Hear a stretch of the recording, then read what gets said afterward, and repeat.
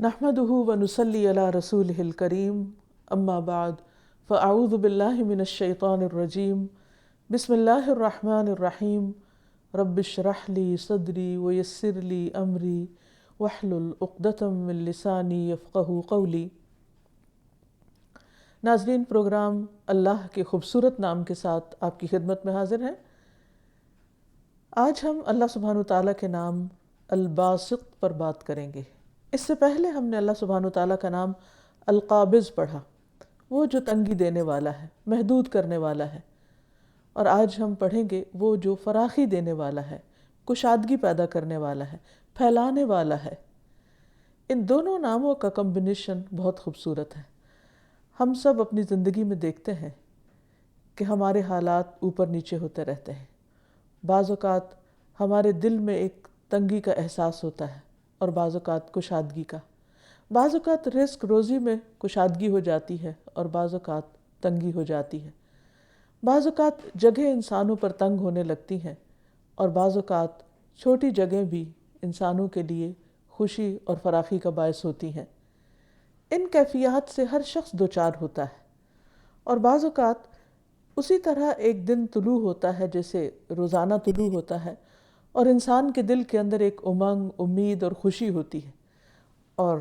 دوسرا دن بھی ویسے ہی سورج طلوع ہوتا ہے، اسی گھر میں، اسی جگہ، اسی مقام پر، لیکن دل کے اندر ایک عجب سی تنگی محسوس ہوتی ہے، ایک گھٹن کی سی کیفیت ہوتی ہے۔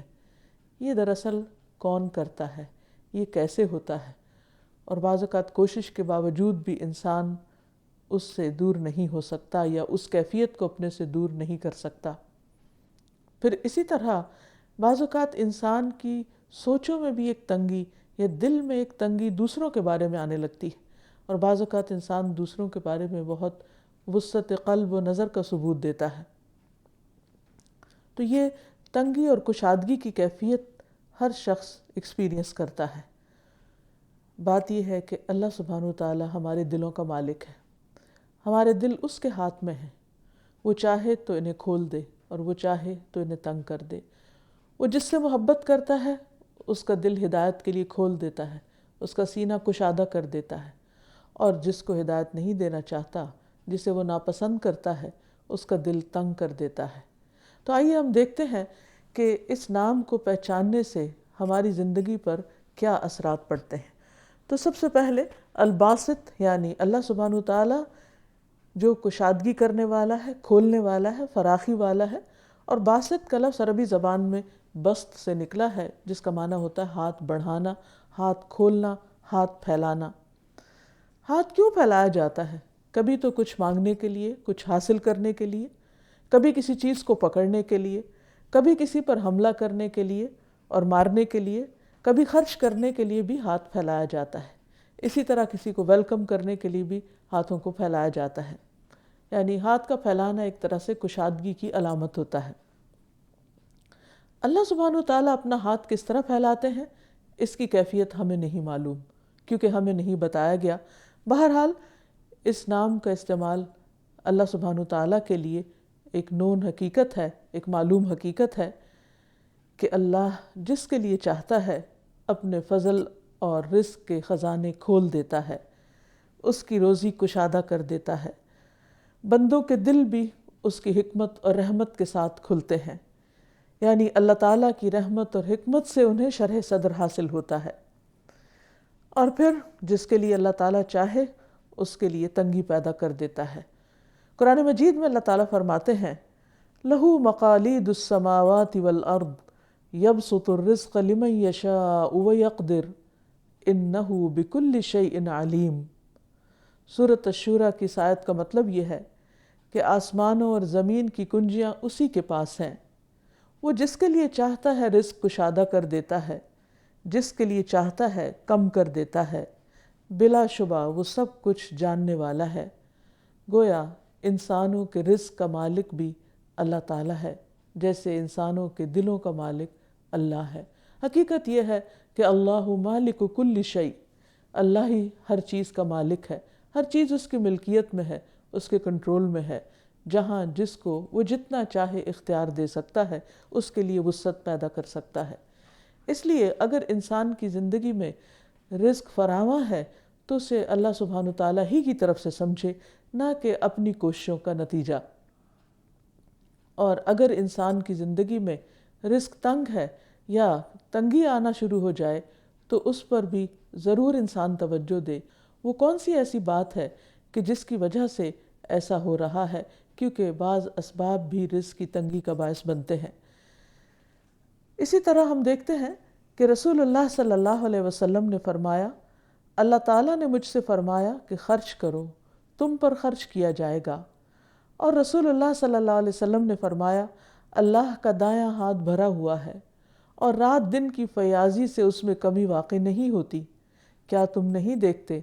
کہ جب سے اس نے آسمان اور زمین پیدا کیے ہیں تب سے اس نے کتنی فیاضی کی ہے، کتنا کچھ دیا ہے، لیکن اس کے دائیں ہاتھ میں کوئی کمی واقع نہیں ہوتی۔ تو گویا اللہ رب العزت جو کہ زمین و آسمان کے سارے خزانوں کا مالک ہے، وہ اپنی مرضی، حکمت اور مصلحت کے تحت جسے چاہتا ہے عطا کرتا ہے اور جس سے چاہتا ہے اس کو روک لیتا ہے۔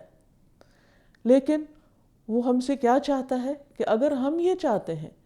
کہ ہمارے لیے رزق کے خزانے کھل جائیں، وسیع ہو جائیں، تو ہم بھی دوسروں کے لیے اپنے خزانوں کو کھول دیں، اپنے دلوں کو کھول دیں۔ ایک اور بات جو اس نام کو سمجھ کر ہمارے علم میں آتی ہے وہ یہ کہ اللہ تعالیٰ جس کو جتنا چاہتا ہے اتنا عطا کرتا ہے، یعنی اس کی کمیت اور اس کی کیفیت جو ہے، اس کی کوالٹی اور کوانٹٹی کا کنٹرول بھی اللہ سبحانہ تعالیٰ کے ہاتھ میں ہے۔ قرآن مجید میں اللہ تعالیٰ فرماتے ہیں، اللہ یبسط الرزق لمن یشاء ویقدر وفرحوا بالحیاۃ الدنیا وما الحیاۃ الدنیا فی الآخرۃ الا متاع۔ اللہ رزق فراخ کر دیتا ہے جس کے لیے چاہتا ہے اور تنگ کر دیتا ہے جس کے لیے چاہتا ہے، یعنی یہ خالصتاً اس کی مشیت پر مبنی ہے۔ اور وہ دنیا کی زندگی پر خوش ہو گئے، حالانکہ دنیا کی زندگی آخرت کے مقابلے میں تھوڑے سے سامان کے سوا کچھ نہیں۔ یعنی انسان پر اگر رزق زیادہ ہو جاتا ہے، فراواں ہو جاتا ہے، تو ضروری نہیں کہ اس میں اللہ تعالیٰ کی رضا بھی شامل ہو، یعنی ایسے لوگوں پر اللہ تعالیٰ خوش بھی ہو۔ اور اگر کسی پر رزق تنگ ہو جاتا ہے تو اس کا یہ مطلب نہیں کہ یہ اللہ تعالیٰ کی ناراضگی ہی کا باعث ہوگا۔ اسی طرح اگر کسی پر رزق تنگ ہو جاتا ہے تو ضروری نہیں کہ اللہ سبحانہ تعالیٰ اس پر ناراض ہو کر ہی اس کا رزق تنگ کرے، یہ اس کی مشیت پر مبنی ہے، کیونکہ وہ جو چاہے کر سکتا ہے۔ ایک اور جگہ پر فرمایا، ان اللہ یرزق من یشاء بغیر حساب، بے شک اللہ جسے چاہتا ہے بے حساب رزق عطا کر دیتا ہے۔ اور عمومی طور پر ہم دیکھتے ہیں کہ بعض اوقات لوگ اس کی نافرمانی بھی کرتے ہیں، بعض اوقات اس کا انکار بھی کر رہے ہوتے ہیں، بعض اوقات بہت غلط قسم کے کام بھی کر رہے ہوتے ہیں، اس کے باوجود وہ ان کا رزق فراخ کر دیتا ہے۔ اور اس کے برعکس بعض اوقات لوگ اللہ تعالیٰ کے عبادت گزار ہوتے ہیں، فرما بردار ہوتے ہیں، اچھے کام بھی کر رہے ہوتے ہیں، لیکن ان کا رزق تنگ ہو جاتا ہے، کیونکہ یہ اللہ سبحانہ تعالیٰ کی اپنی مشیت اور اپنی چاہت پر مبنی ہے، اور اس کی حکمت کا تقاضا ہے کہ وہ ایسا کرے۔ اس کے اسباب، اس کی وجوہات اسی کے علم میں ہے، اور اس کا کوئی فیصلہ بھی غلط نہیں ہوتا یا ظلم پر مبنی نہیں ہوتا۔ ہاں، بعض اسباب کا ذکر اس نے اپنی کتاب میں کیا ہے۔ مثلا قرآن مجید کی ایک آیت میں آتا ہے،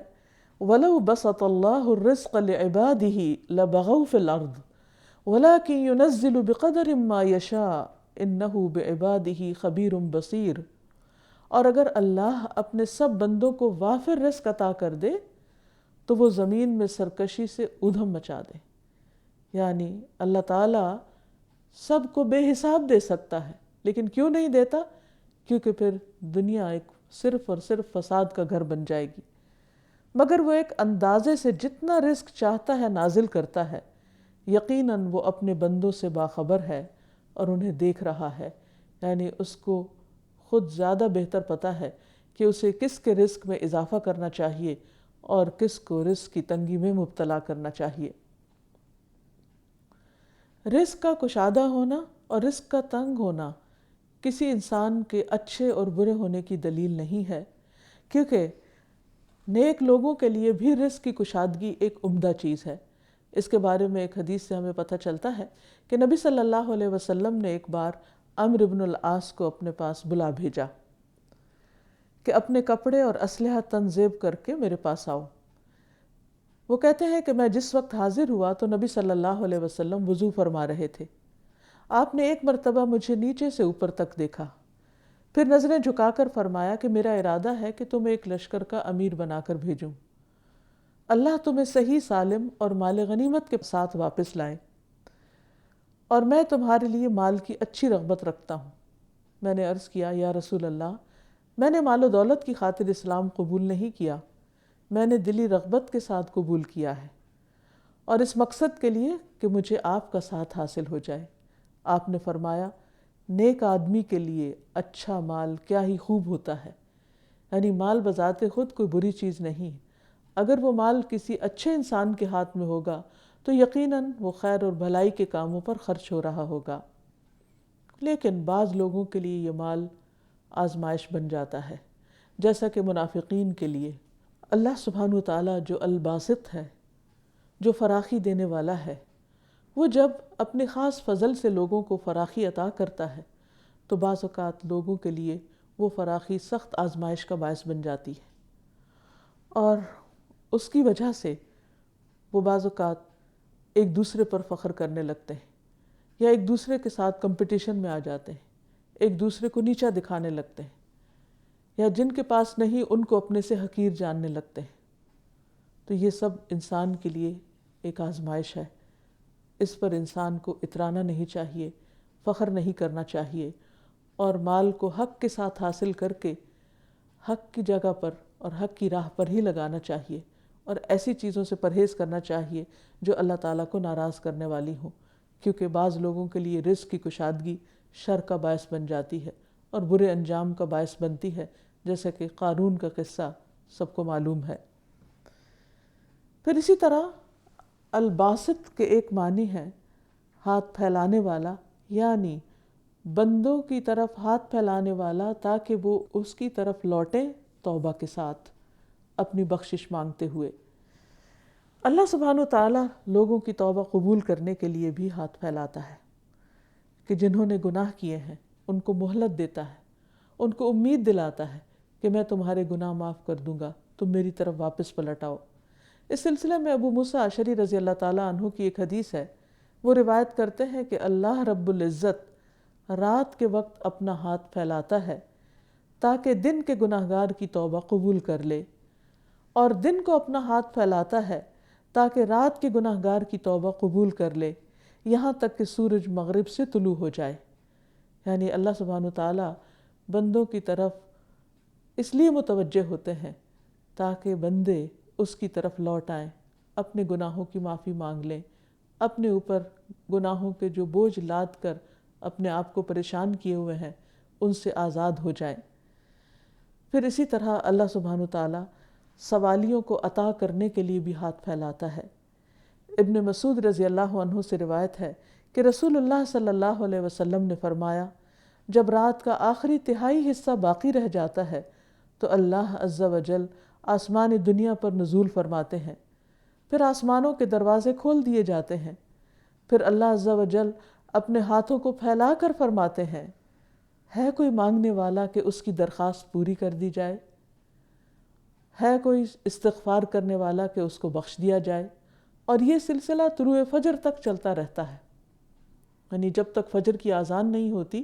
اس وقت تک اللہ سبحانہ وتعالیٰ اپنے بندوں کو پکارتے رہتے ہیں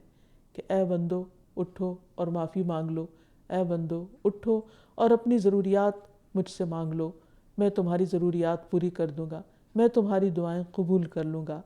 یہ اللہ سبحانہ وتعالیٰ کی خاص عنایت ہے، شفقت ہے، مہربانی ہے اور محبت ہے اپنے بندوں کے ساتھ، ورنہ اسے ہماری ضرورت نہیں۔ ہم عام طور پر یہ سمجھتے ہیں کہ اگر رات کے پچھلے پہر میں اٹھ کر تہجد پڑھیں گے یا دعائیں مانگیں گے تو شاید اس سے اللہ تعالیٰ کو کچھ فائدہ ہو، ہرگز بھی نہیں۔ یہ جو کچھ بھی انسان کرتا ہے وہ اپنے ہی فائدے کے لیے کرتا ہے۔ اب جب انسان کو اللہ سبحانہ وتعالیٰ کی یہ صفت سمجھ میں آنے لگتی ہے تو اس کے بعد انسان پر کچھ ذمہ داریاں عائد ہوتی ہیں کہ وہ اپنے رویے اور طرز عمل کو اس کے مطابق بدلے۔ حقیقت یہ ہے کہ اللہ تعالیٰ کی معرفت انسان کی زندگی میں، انسان کے دل میں، اس کی سوچ میں، اس کے خیالات میں، اس کی گفتگو میں، اس کے اٹھنے بیٹھنے میں ایک بڑی تبدیلی پیدا کر دیتی ہے۔ وہ شخص جو اللہ تعالیٰ کو پہچانتا ہے اور وہ جو نہیں پہچانتا برابر نہیں ہو سکتے۔ ویسے بھی علم والے اور بغیر علم کے ایک جیسے نہیں ہوتے۔ تو اسی طرح وہ لوگ جو اللہ سبحانہ وتعالیٰ کی ان صفات کو جانتے ہیں، ناموں کو جانتے ہیں اور ان کا گہرا ادراک رکھتے ہیں، وہ ان کی طرح نہیں ہو سکتے کہ جو اللہ تعالیٰ کو پہچانتے ہی نہیں۔ جاننا اور نہ جاننا برابر نہیں ہے۔ تو آئیے دیکھتے ہیں کہ جس نام کو انسان اچھی طرح پہچان لیتا ہے، پھر اس کے مطابق اس کی زندگی پر کیا اثر پڑتا ہے۔ مثلاً اگر ہمیں اللہ تعالیٰ کی یہ صفت سمجھ آ جائے کہ وہ الباسط ہے، وہ پھیلانے والا ہے، فراخی دینے والا ہے، تو پھر ہم اس کی طرف پورے ذوق اور شوق کے ساتھ رجوع کریں، اس پر ایمان لائیں، اس کی توحید کا اقرار کریں، اور جو شخص اس کی توحید کو کھلے دل سے قبول کرتا ہے، اللہ سبحانہ وتعالیٰ اس کا دل کھول دیتا ہے، اسے شرح صدر نصیب ہو جاتا ہے، اور پھر وہ اپنے رب کی اطاعت خوشی خوشی کرنے لگتا ہے، اسے اپنے رب سے محبت ہو جاتی ہے، اور وہ اپنے رب کی رحمت کے اور زیادہ قریب ہو جاتا ہے۔ قرآن مجید میں اللہ تعالیٰ فرماتے ہیں وَمَن يُؤْمِن بِاللَّهِ يَهْدِ قَلْبَهُ، جو اللہ پر ایمان رکھتا ہے، اللہ سبحانہ وتعالیٰ اس کے دل کو ہدایت دے دیتا ہے، اس کے دل کو تھام لیتا ہے، اس کو خوشی عطا کرتا ہے، اس کے دل میں ایک نور پیدا کر دیتا ہے، اور پھر وہ عام انسانوں کی طرح نہیں رہتا، اس کی سوچ وسیع ہو جاتی، وہ صرف دنیا کے بارے میں نہیں سوچتا، وہ دنیا کے پیدا کرنے والے کے بارے میں سوچنے لگتا ہے، وہ صرف آج کی زندگی اور آج کے دن کے بارے میں نہیں سوچتا، وہ کل کی زندگی اور کل کے گھر کے بارے میں سوچتا ہے، وہ عارضی زندگی اور عارضی دنیا کے پیچھے ہی نہیں بھاگتا، اس کی دوڑ پھر آخرت کی طرف لگ جاتی ہے، اور یہ اس وقت ہوتا ہے جب انسان کے دل میں توحید کا نور آ جاتا ہے، اور وہ نور اس کے اندر ایک خاص قسم کی وسعت پیدا کر دیتا ہے۔ اور اسی لیے ہم دیکھتے ہیں کہ نبی صلی اللہ علیہ وسلم یہ دعا پڑھا کرتے تھے، اللہم اجعل فی قلبی نورا وفی بصری نورا وفی سمعی نورا وعن یمینی نورا وعن یساری نورا وفوقی نورا وتحتی نورا وامامی نورا وخلفی نورا واجعل لی نورا۔ اے اللہ میرے دل میں نور پیدا کر دے، میری نظر میں نور پیدا کر دے، میرے کان میں نور پیدا کر دے، میری دائیں جانب نور پیدا کر دے اور میری بائیں جانب نور پیدا کر دے، میرے اوپر نور پیدا کر دے، میرے نیچے نور پیدا کر دے، میرے آگے نور پیدا کر دے، میرے پیچھے نور پیدا کر دے، اور تو مجھے نور ہی نور عطا کر دے۔ کیونکہ بندے کا دل جب اللہ کے ذکر سے معمور ہوتا ہے تو اس کے دل کو ایک خاص روشنی نصیب ہوتی ہے، اور اس وجہ سے شیطان اپنے وسوسے اس میں پھر نہیں ڈال سکتا، اور اگر شیطان کے وسوسے آئیں بھی تو اندر کا نور اتنا تیز ہو جاتا ہے کہ وہ ان وسوسوں کو بھسم کر کے رکھ دیتا ہے، جلا کے رکھ دیتا ہے۔ اور اسی طرح اگر انسان اللہ کے ذکر سے غافل ہوتا ہے، ایمان سے بے خبر ہوتا ہے، تو پھر ایسا دل شیطان کا گھر بن جاتا ہے اور انسان اس کے تسلط میں آنے لگتا ہے۔ اللہ سبحانہ وتعالیٰ اپنے بندوں کو جن کے اندر توحید کا نور ہوتا ہے، ان بندوں کو اپنے خاص فرشتوں کی مدد عطا کرتے ہیں، اور ان کو فرشتوں کے ساتھ ایک خاص تعلق پیدا ہو جاتا ہے، وہ فرشتے ان کے لیے دعائیں بھی کرتے ہیں، اور اس طرح ان کی زندگی میں مشکل سے مشکل حالات اور تکلیف دہ سے تکلیف دہ سچویشن میں بھی ان کے اندر تنگی اور گھبراہٹ پیدا نہیں ہوتی، جیسا کہ قرآن مجید میں ایک اور جگہ پر آتا ہے کہ ان الذین قالوا ربنا اللہ ثم استقاموا تتنزل علیہم الملائکۃ الا تخافوا ولا تحزنوا وابشروا بالجنۃ التی کنتم توعدون نحن اولیاؤکم فی الحیاۃ الدنیا وفی الآخرہ وَلَكُمْ فِيهَا مَا تَشْتَهِي أَنفُسُكُمْ وَلَكُمْ فِيهَا مَا تَدَّعُونَ نُزُلًا مِّن غَفُورٍ رَّحِيمٍ۔ إِنَّ الَّذِينَ قَالُوا رَبُّنَا اللَّهُ، بے شک وہ لوگ جنہوں نے کہا کہ ہمارا رب اللہ ہے، ثم استقاموا، پھر انہوں نے اس پر استقامت اختیار کی، وہ اس پر جم گئے، تو ایسے لوگوں کا انجام کیا ہوگا؟ تتنزل علیہم الملائکہ، ان پر فرشتے نازل ہوتے ہیں، ان پر فرشتے اترتے ہیں، اور وہ آ کر ان کو تسلی دیتے ہیں کہ اللہ تخافوا ولا تحزنوا، کہ تم نہ خوف کھاؤ نہ غم کھاؤ، نحن اولیاؤکم فی الحیات الدنیا، ہم دنیا کی زندگی میں تمہارے دوست ہیں، وفی الآخرہ، اور آخرت میں بھی، وَلَكُمْ فِيهَا مَا تَشْتَهِي أَنفُسُكُمْ، اور وہاں تمہارے لیے وہ سب کچھ ہوگا جس کی تم خواہش کرو گے، وَلَكُمْ فِيهَا مَا تَدَّعُونَ، اور جو تم طلب کرو گے، جو مانگو گے، وہ تمہیں دیا جائے گا، اور یہ رب رحیم کی طرف سے ایک مہمانی ہوگی۔ تو گویا جو شخص اللہ سبحانہ وتعالیٰ پر سچے دل سے ایمان لے آتا ہے، اللہ تعالیٰ اس کے دل میں نور پیدا کر دیتا ہے، اور فرشتوں کے ساتھ اس کا تعلق پیدا ہو جاتا ہے، اور پھر انسان تنگی میں بھی وسعت محسوس کرتا ہے، گھبراہٹ میں بھی امن میں ہوتا ہے، اور اس دنیا میں بھی اور اگلی دنیا میں بھی۔ ایسے ہی لوگوں کے لیے قبریں بھی وسیع ہو جائیں گی، جنت کے باغوں میں سے باغ بن جائیں گی، ایسے لوگوں کے لیے حشر کے دن بھی گھبراہٹ نہ ہوگی، اور وہ عرش الہی کے سائے تلے ہوں گے، ایسے لوگ امن کے ساتھ جنت میں داخل ہو جائیں گے۔ اس امن اور اس وسعت کو انجوائے کرنے کے لیے ضروری ہے کہ ہم اللہ سبحانہ وتعالیٰ کی اس صفت کو سمجھیں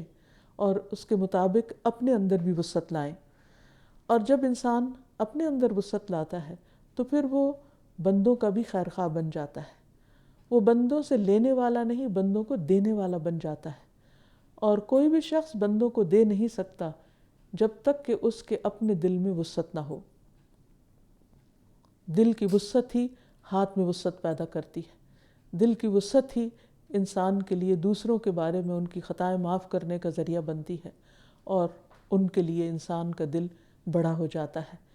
اور اسی طرح وہ لوگ جن کے دل بڑے ہوتے ہیں پھر ان کے کام بھی بڑے ہوتے ہیں، چھوٹے دلوں والے چھوٹے کام کرتے ہیں، اور بڑے دلوں والے بڑے بڑے کام کرتے ہیں، کیونکہ ان کی سوچیں بھی وسیع ہو جاتی ہیں۔ انسان جب اللہ تعالیٰ کے قریب آتا ہے تو پھر اللہ تعالیٰ سے ہی مانگتا ہے، اور جب بندہ اللہ سے مانگنے کے لیے ہاتھ اٹھاتا ہے تو اللہ تعالیٰ اس بات سے شرماتا ہے کہ وہ ان ہاتھوں کو خالی لوٹائے۔ پھر ایسا بندہ لوگوں کے آگے ہاتھ نہیں پھیلاتا، وہ لوگوں سے سوال نہیں کرتا، وہ اپنی معمولی سے معمولی حاجت بھی اللہ تعالیٰ سے مانگتا ہے۔ ابن عباس رضی اللہ عنہ سے مروی ہے کہ نبی صلی اللہ علیہ وسلم نے فرمایا، لوگوں سے بے نیاز ہو جاؤ اگرچہ مسواک کی لکڑی ہی کیوں نہ ہو، یعنی اس کے لیے بھی کسی سے لالچ نہ رکھو، اس کے لیے بھی کسی کے آگے ہاتھ نہ پھیلاؤ۔ ہاں، خیر کے کاموں کے لیے ہاتھ پھیلائے جا سکتے ہیں۔ اسود بن اسرم کہتے تھے کہ میں نے عرض کیا، یا رسول اللہ صلی اللہ علیہ وسلم، مجھے وصیت فرمائیے۔ آپ نے فرمایا، اپنے ہاتھ کو قابو میں رکھو کہ اس سے کسی کو تکلیف نہ پہنچے۔ میں نے عرض کیا، اگر میرا ہاتھ قابو میں نہ رہے تو پھر اور کیا چیز قابو میں رہ سکتی ہے؟ یعنی میرے ہاتھ تو قابو میں ہیں یا رہ سکتے ہیں؟ آپ نے فرمایا، اپنی زبان کو قابو میں رکھو۔ میں نے عرض کیا، اگر میری زبان ہی میرے قابو میں نہ رہے تو پھر اور کیا چیز میرے قابو میں رہ سکتی؟ یعنی وہ میری زبان ہے اور اس کو میرے قابو میں رہنا چاہیے۔ آپ نے فرمایا، پھر تم اپنے ہاتھ کو بھلے کام کے لیے ہی بڑھاؤ اور اپنی زبان سے بھلی بات ہی کہو۔ یعنی اگر تمہارا ہاتھ تمہارے قابو میں ہے اور زبان تمہارے قابو میں ہے تو پھر ان کو اچھے کاموں میں لگاؤ، اور جب انسان اچھے کاموں میں لگاتا ہے تو ایک کام کے بعد ایک نیک کام کا اس کو شوق بھی پیدا ہوتا ہے اور اس کو مواقع بھی ملتے چلے جاتے ہیں۔ پھر اسی طرح اگر انسان یہ چاہتا ہے کہ اللہ سبحانہ وتعالیٰ اس پر رزق فراخ کر دے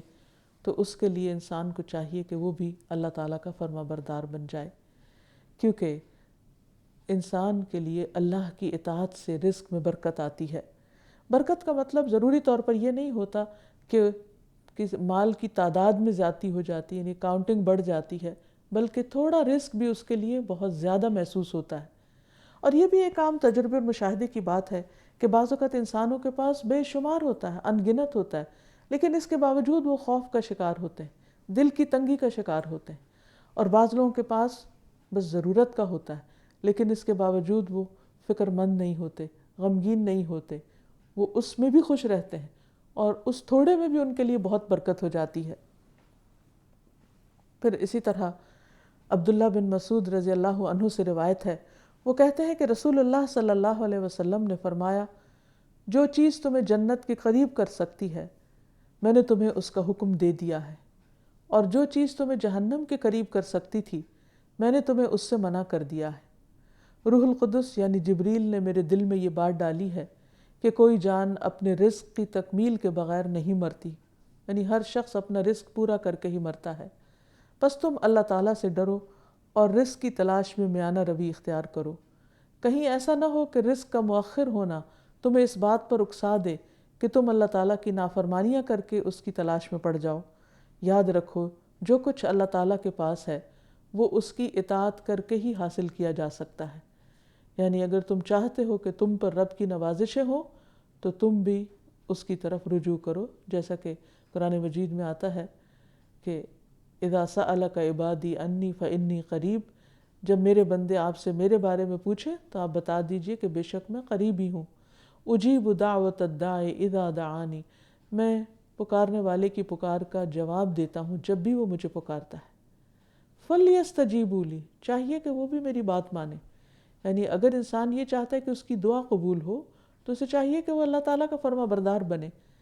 کیونکہ الیہ یصعد الکلم الطیب، اللہ تعالیٰ کی طرف پاکیزہ کلمات اٹھتے ہیں، یعنی اوپر جاتے ہیں، والعمل الصالح یرفعہ، اور نیک اعمال ان کو اوپر اٹھاتے ہیں، یعنی وہ کیریئر بن جاتے ہیں۔ اسی طرح رزق میں وسعت اور برکت کے لیے بھی نیک اعمال انسان کو فائدہ دیتے ہیں۔ ایک اور چیز اس سلسلے میں یہ بھی یاد رہے کہ انسان حلال ذرائع ہی اختیار کرے۔ رسول اللہ صلی اللہ علیہ وسلم نے فرمایا، رزق حاصل ہونے میں تاخیر کی وجہ سے مایوس نہ ہو، کیونکہ مرتے دم تک بندے کے نصیب کا جو رزق ہے وہ اس تک پہنچ کر رہے گا، اس لیے میانہ روی کے ساتھ رزق کی تلاش میں رہو اور حلال روزی اختیار کرو اور حرام چھوڑ دو۔ پھر اسی طرح آپ صلی اللہ علیہ وسلم نے یوں بھی خبردار کیا کہ فراخی رزق کے لیے لوگ حرام طریقے اختیار کرنا شروع کر دیں گے۔ نبی صلی اللہ علیہ وسلم نے فرمایا، لوگوں پر ایک ایسا زمانہ آئے گا کہ انسان کوئی پرواہ نہیں کرے گا کہ جو کچھ اس نے حاصل کیا ہے وہ حلال سے ہے یا حرام سے، یعنی رزق کے معاملے میں وہ کانشیس نہیں رہے گا۔ تو اس سلسلے میں بھی یاد رہے کہ چونکہ الباسط اللہ سبحانہ وتعالی ہے، فراخی دینے والا وہ ہے، لہٰذا انسان اللہ سبحانہ وتعالی سے فراخی کی امید رکھتے ہوئے حلال طریقوں کو ہی اختیار کرے۔ پھر یہ ہے کہ فراخی رزق پر شکر گزار بن جائے اور تنگی آنے پر صبر کرنے والا بن جائے۔ نبی صلی اللہ علیہ وسلم نے فرمایا، قیامت کے دن اللہ تعالیٰ فرمائیں گے، اے ابن آدم، میں نے تجھے گھوڑوں اور اونٹوں پر سوار کیا اور عورتوں سے تیرا نکاح کیا، میں نے تجھے اس حال میں رکھا کہ تم سردار تھے، لگان وصول کرتے تھے، فَأَيْنَ شُكْرُ ذَلِكَ، تو ان تمام چیزوں کا شکر کہاں ہے؟ تو اس سے پتہ یہ چلتا ہے کہ اللہ سبحانہ وتعالیٰ بندے کو جو کچھ دیتا ہے اس کے جواب میں اللہ تعالیٰ کو بندے سے کوئی چیز نہیں چاہیے۔ ہاں، وہ اس بات کا مطالبہ ضرور کرتا ہے کہ بندہ ان نعمتوں کو پا کر اللہ کی دی ہوئی فراخی کو حاصل کر کے اس کا شکر گزار بن جائے۔ پھر اسی طرح یہ ہے کہ فراخی رزق میں رب کو نہ بھولے، کیونکہ جب انسان کو کچھ ملنے لگتا ہے تو وہ اس مال کے اندر کھو جاتا ہے اور دینے والے کو بھول جاتا ہے۔ اس سلسلے میں اللہ تعالیٰ قرآن مجید میں کچھ لوگوں کی صفت بیان کرتے ہوئے فرماتے ہیں، رجال لا تلہیہم تجارۃ ولا بیع عن ذکر اللہ واقام الصلاۃ وایتاء الزکاۃ یخافون یوما تتقلب فیہ القلوب والابصار، سورۃ النور۔ وہ مرد جنہیں اللہ کے ذکر، اقامت صلاۃ سے نہ تجارت غافل کرتی ہے اور نہ خرید و فروخت، وہ اس دن سے ڈرتے رہتے ہیں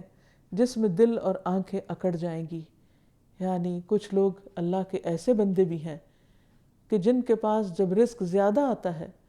تو بھی وہ اللہ کی یاد میں کسی قسم کی کمی نہیں کرتے اور اقامت صلاۃ سے غافل نہیں ہوتے، زکوٰۃ دینا نہیں بھولتے۔ گویا کہ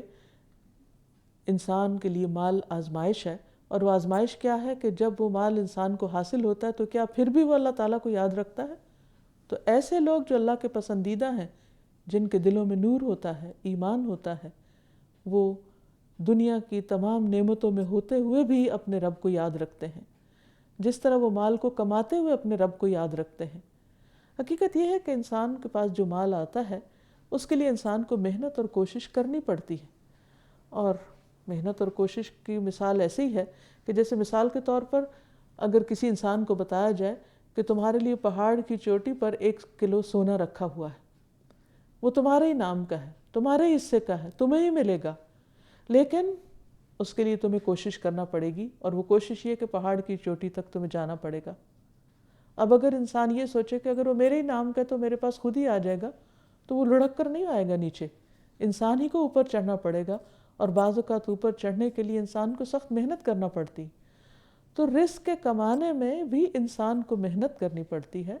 لیکن کمانے کے بعد جو کچھ اس کو ملتا ہے وہ دراصل اللہ کا فضل ہوتا ہے، کیونکہ ہم دنیا میں دیکھتے ہیں کہ بعض اوقات انسانوں کے پاس محنت کے باوجود بھی کچھ حاصل نہیں ہوتا، یعنی ان کی آزمائش اس میں بھی ہوتی ہے کہ وہ محنت کرتے ہیں، بار بار کرتے ہیں، لیکن فائدے کی بجائے خسارہ ہونے لگتا ہے۔ ایک ہی جیسی محنت ہوتی ہے، ایک وقت میں اس محنت کا کئی گنا زیادہ پھل مل جاتا ہے، اور دوسری جگہ اس کے وہ نتائج سامنے نہیں آتے۔ مثلاً آپ دیکھیے کہ کسان ہیں، ایک باغ لگاتے ہیں، ایک سال اس پر خوب پھل آتا ہے اور دوسرے سال اس پر پھل نہیں آتا، حالانکہ وہی محنت ہوتی ہے جو ایک سال میں کی گئی ہوتی ہے، لیکن دوسری دفعہ اس کا وہ نتیجہ نہیں آتا۔ تو اس سے اللہ سبحانہ و تعالیٰ یہ فرق پیدا کر کے دراصل بتانا یہ چاہتا ہے کہ اے بندے، صرف تیری محنت کچھ نہیں کر سکتی جب تک کہ اللہ کا فضل شامل حال نہ ہو، اور جب وہ شامل ہو جاتا ہے تو وہی زمین تمہارے لیے رنگ لاتی ہے اور تمہارے لیے بہار بن جاتی ہے، اور تمہارے لیے کئی گنا زیادہ فائدہ ہو جاتا ہے۔ اسی طرح بعض اوقات یہ بھی دیکھا گیا ہے کہ بہت بڑی بڑی ڈگریاں رکھنے والے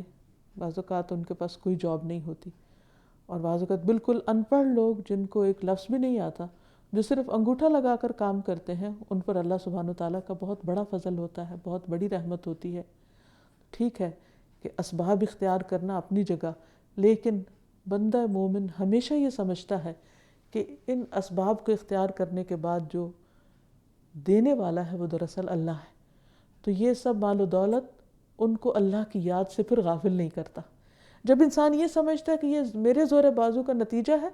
تو پھر انسان اللہ تعالیٰ کو بھولنے لگتا ہے، اس کی اپنی زندگی میں ضرورت محسوس نہیں کرتا۔ لیکن جب انسان سمجھتا ہے کہ یہ اللہ کا مجھ پر فضل ہے، محنت میں نے کی ہے لیکن فضل اللہ کا ہے، تو پھر وہ اللہ کا حق بھی نکالتا ہے، جیسے کہ اس آیت میں بیان ہوا ہے کہ ایسے لوگ، ان کو تجارت اور خرید و فروخت نہ اللہ کی یاد سے غافل کرتی، نماز قائم کرنے سے غافل نہیں کرتی، اور زکوٰۃ دینے سے بھی، یعنی وہ اس میں سے اللہ کا حق اور بندوں کا حق برابر نکالتے رہتے ہیں، اور اس کے ساتھ ساتھ وہ رزق کی کشادگی کو اپنے لیے آزمائش سمجھتے ہیں، کیونکہ حقیقت یہ ہے کہ رزق کا زیادہ ہونا انسان کے لیے ایک بڑے امتحان کی بات ہے، کیونکہ جب انسان کے پاس نہیں ہوتا تو پھر بھی وہ تکلیف میں اللہ تعالیٰ کی طرف رجوع کر لیتا ہے، اور جب کچھ ہوتا ہے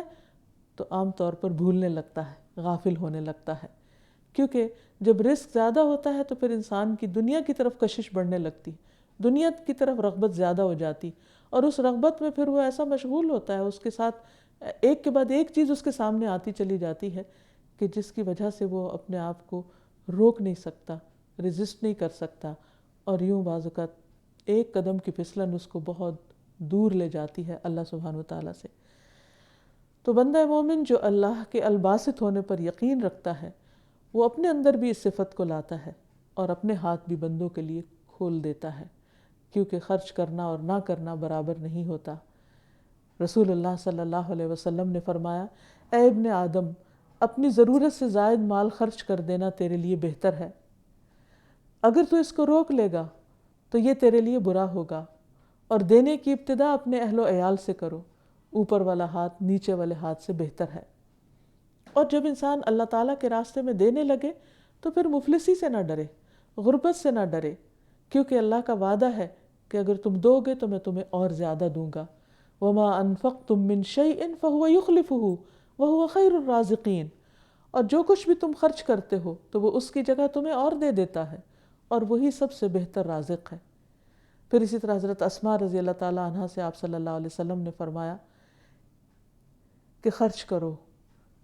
یا تھوڑا تھوڑا کر کے خرچ کرتی رہو، گن گن کر نہ رکھو ورنہ اللہ تعالیٰ بھی گن گن کر دے گا۔ حضرت اسماء کہتی ہیں کہ ایک مرتبہ رسول اللہ صلی اللہ علیہ وسلم میرے پاس سے گزرے، میں اس وقت کچھ گن رہی تھی اور اسے ناپ بھی رہی تھی، تو آپ نے فرمایا اے اسماء گن گن کے نہ رکھو ورنہ اللہ بھی تمہیں گن گن کر دے گا۔ رسول اللہ صلی اللہ علیہ وسلم کے اس ارشاد کے بعد میں نے اپنے پاس سے کچھ جانے والے کو یا آنے والے کو کبھی بھی شمار نہیں کیا، یعنی میں بے حساب دیتی، اور جب بھی میرے پاس اللہ کا کوئی رزق ختم ہوا اللہ تعالیٰ نے مجھے اس کا بدل ضرور عطا کر دیا۔ تو اگر انسان یہ چاہتا کہ اللہ اس کا حساب نہ لے تو بندہ بھی پھر بندوں کے ساتھ حساب کتاب کم کر دے۔ پھر اسی طرح جتنا مال زیادہ ہو اتنا ہی زیادہ خرچ کرنا اچھا ہے۔ آپ صلی اللہ علیہ وسلم نے فرمایا جو لوگ دنیا میں زیادہ مال و دولت جمع کیے ہوئے ہیں قیامت کے دن وہی خسارے میں ہوں گے، سوائے ان کے جنہیں اللہ نے مال دیا ہو اور انہوں نے اسے دائیں بائیں آگے پیچھے خرچ کیا ہو اور اسے بھلے کاموں میں ہی لگایا ہو۔ پھر اسی طرح یہ ہے کہ انسان اس مال کو خرچ کر کے اپنی گردن کو جہنم سے آزاد کرتا ہے۔ اسی طرح دنیا میں بھی انسان کے دل سے گھٹن، غم، تنگی، پریشانی اور ڈپریشن ختم ہوتا ہے، اور ہر انسان کو کچھ نہ کچھ ضرور خرچ کرنا چاہیے۔ تو اللہ سبحانہ وتعالیٰ جب انسان کو وسعت دے تو پھر انسان کو کچھ اور چیزوں سے بھی بچنے کی ضرورت ہے۔ مثلاً انسان اسراف اور فضول خرچی نہ کرے۔ قرآن مجید میں اللہ تعالیٰ فرماتے ہیں وَالَّذِينَ إِذَا أَنفَقُوا لَمْ يُسْرِفُوا وَلَمْ يَقْتُرُوا وَكَانَ بَيْنَ ذَلِكَ قَوَامًا، اور اللہ کے بندے جو خرچ کرتے ہیں تو نہ اسراف کرتے ہیں نہ بخل کرتے ہیں، بلکہ ان کا خرچ ان دو انتہاؤں کے درمیان اعتدال پر ہوتا ہے۔ پھر اسی طرح ایک اور جگہ پر فرمایا وَلَا تُبَذِّرْ تَبْذِيرًا إِنَّ الْمُبَذِّرِينَ كَانُوا إِخْوَانَ الشَّيَاطِينِ وَكَانَ الشَّيْطَانُ لِرَبِّهِ كَفُورًا، اور فضول خرچی نہ کرو کیونکہ فضول خرچی کرنے والے شیطانوں کے بھائی ہیں اور شیطان اپنے پروردگار کا بہت ناشکرا ہے۔ پھر اسی طرح بعض اوقات مال و دولت پا کر انسان کے اندر تکبر آ جاتا ہے، تو اس سے بھی بچنے کی ضرورت ہے، کیونکہ یہ دراصل اللہ کا دیا ہوا مال ہے، انسان کی صرف ذاتی کوشش سے اس کو حاصل نہیں ہوا، اور قارون نے بھی تکبر ہی کیا تھا جس کا انجام سب کے سامنے ہے۔ پھر اسی طرح بعض اوقات انسان ناجائز ذرائع سے مال حاصل کر کے وسعت اور خوشحالی حاصل کر لیتا ہے، لیکن اس سے بھی ڈرنے کی ضرورت ہے، کیونکہ یہ انسان کے لیے سراسر آزمائش ہے، اور خاص طور پر اس کی تاکید کی گئی کہ جو رزق قسمت میں وہ تو ملے گا لیکن اسے صحیح راستوں سے حاصل کرو، حرام راستوں سے حاصل نہ کرو، کیونکہ حدیث میں آتا ہے کہ ایک بندہ اس وقت تک دنیا سے نہیں جا سکتا جب تک کہ وہ اپنے حصے کا رزق پا نہ لے، اسے کھا نہ لے، اسے حاصل نہ کر لے، لہٰذا جو اس کے حصے میں آنا ہے اسے وہ حلال ہی طریقے سے حاصل کرے، حرام سے حاصل نہ کرے۔ اور آخر میں یہ کہ اللہ سبحانہ وتعالیٰ کے اس نام کو سامنے رکھتے ہوئے اللہ تعالیٰ سے دعا بھی کرتے رہنے چاہیے۔ رسول اللہ صلی اللہ علیہ وسلم نے کچھ دعائیں ایسی سکھائی ہیں کہ جن کو پڑھنے سے انسان فقر و فاقہ سے بچ سکتا ہے، اور فراخی کرنے والے رب سے فقر اور قلت سے بچنے کی دعا کرنا ہم سب کے لیے لازم ہے۔ نبی صلی اللہ علیہ وسلم یہ دعا مانگا کرتے تھے اللہم انی اعوذ بک من الفقر والقلت والذلت واعوذ بک من ان اظلم او اظلم، اے اللہ میں تیری پناہ چاہتا ہوں محتاجی سے، قلت سے، ذلت سے، تیری پناہ چاہتا ہوں اس بات سے کہ میں ظلم کا ارتکاب کروں یا مجھ پر ظلم کیا جائے۔ تو بہرحال انسان کے لیے لازم ہے کہ وہ دینے والے رب، فراخی پیدا کرنے والے رب سے رزق حلال اور طیب مانگتا رہے۔ ام سلمہ رضی اللہ عنہا سے روایت ہے رسول اللہ صلی اللہ علیہ وسلم نماز فجر سے سلام پھیر کر یہ دعا پڑھا کرتے تھے اللہم انی اسألک علما نافعا ورزقا طیبا وعملا متقبلا، اے اللہ میں آپ سے علم نافع، پاکیزہ روزی اور مقبول عمل کا سوال کرتا ہوں۔ اللہ سبحانہ وتعالی ہمیں وسعتوں سے نوازے اور دنیا اور آخرت کی تنگیوں سے محفوظ رکھے۔ وآخر دعوانا ان الحمد للہ رب العالمین۔ سبحانک اللہم وبحمدک اشہد ان لا الہ الا انت استغفرک واتوب الیک۔ السلام علیکم ورحمۃ اللہ وبرکاتہ۔